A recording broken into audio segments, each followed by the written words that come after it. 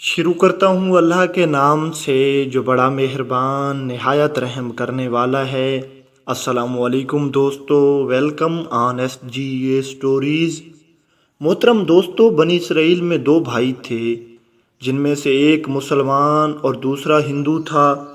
दोनों दरिया के किनारे शिकारी थे, यानी मछलियों का शिकार किया करते थे। काफिर बुत को सजदा करता, मगर जब मछलियों के लिए दरिया में जाल डालता तो इस कदर मछली आ जाती कि उनको खींचना मुश्किल हो जाता। मगर मुसलमान के जाल में सिर्फ एक मछली आती और वो इसी पर सब्र के साथ खुदा का शुक्र अदा करता। फाक से उस मुसलमान की बीवी एक रोज़ छत पर गई तो उसकी नज़र काफिर की बीवी पर पड़ी जो जेवर और बेहतरीन लिबास से आरास्ता थी। ये देखकर उस मुसलमान की बीवी के दिल में वसवसा पैदा हुआ, काश मैं भी ऐसी होती। तो काफिर की बीवी बोली, तू अपने शोहर को आमादा कर ले कि वो भी मेरे शोहर के माबूद यानी बुत की इबादत किया करे, ताकि तू भी मेरी तरह मालदार हो जाए। ये सुनकर मुसलमान की बीवी गमज़दा होकर नीचे आई, और जब उसका शोहर घर आया तो बीवी का हाल देखकर दरियाफ्त किया कि आखिर क्या बात है जिसने तुझे इस कदर गमज़दा कर दिया है। उसकी बीवी कहने लगी, बस मियाँ, या तो मुझे तलाक दे दो या अपने भाई के माबूद की पूजा करो।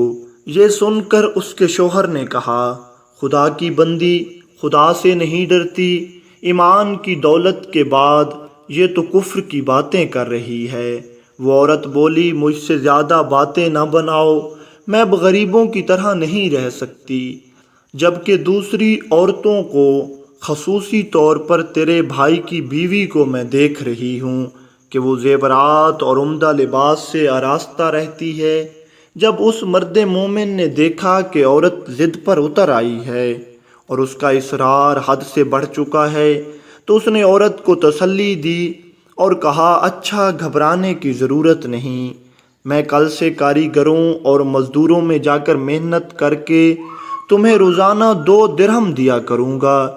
इन 2 दिरहम से तू अपनी हालत दुरुस्त कर लेना।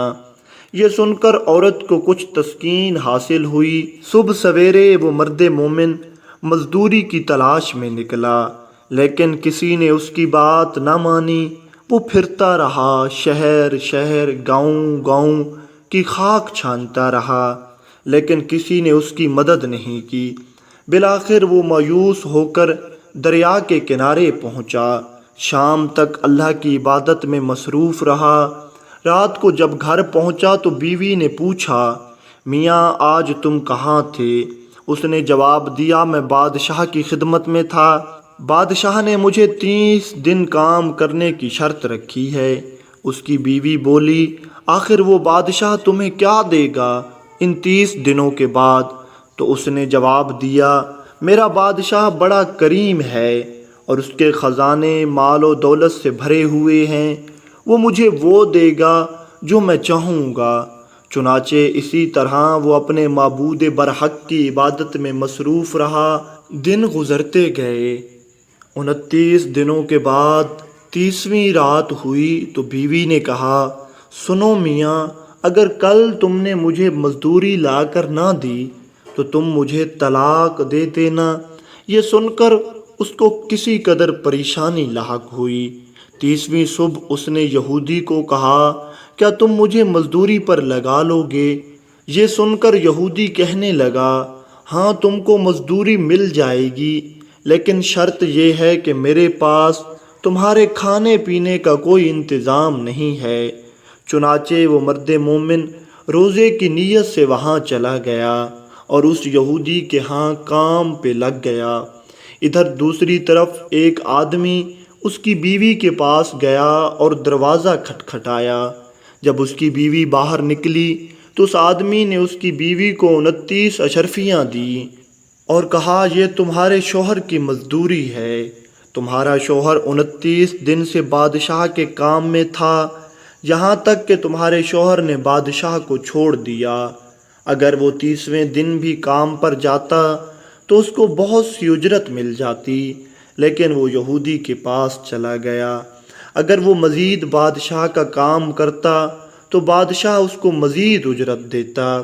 بس یہ لو 29 اشرفیاں۔ چنانچہ وہ عورت ان میں سے ایک اشرفی لے کر بازار گئی۔